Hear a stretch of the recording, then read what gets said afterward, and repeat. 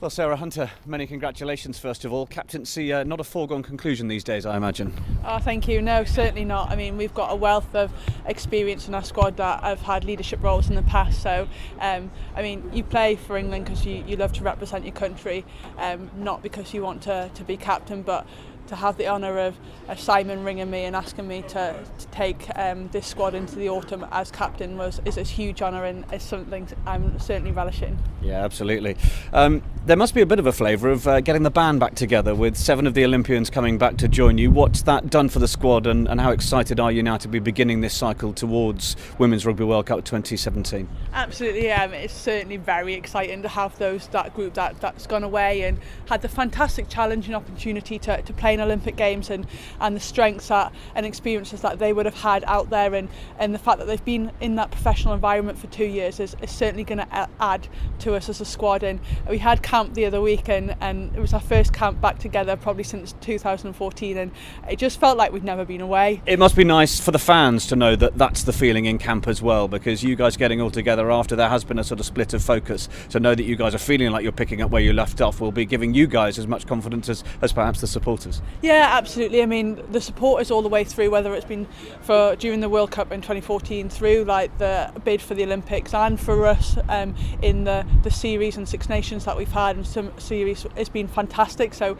we want to give them something to get excited about, and come and support the Red Roses as we go through to that build up over the next few months, starting with this autumn series, which is only a matter of a few weeks away now. Yeah, the strength of the competition's looking pretty good, opening on the 9th of November against France at the Stoop, then away to Ireland, then New Zealand at the Stoop, and then Canada at Twickenham. So some stern tests, Sarah. Absolutely, you almost need to take a breath after saying all of that. Yeah. And we're really excited by it. I mean, it's the first time we've had a title sponsor behind us, and it's fantastic to show the backing of that. And Old Mutual Wealth are doing a fantastic job in doing that and recognising women's rugby, and to give us the games that we want, to challenge us, and to find out where we are ahead of that build up to 2017, and see what we need to do in terms of where we need to build on and how we need to get better and better so we can go and retain that. I mean, you look at any of the teams that we've got, and they're great opposition and will prove tough tests in their own right.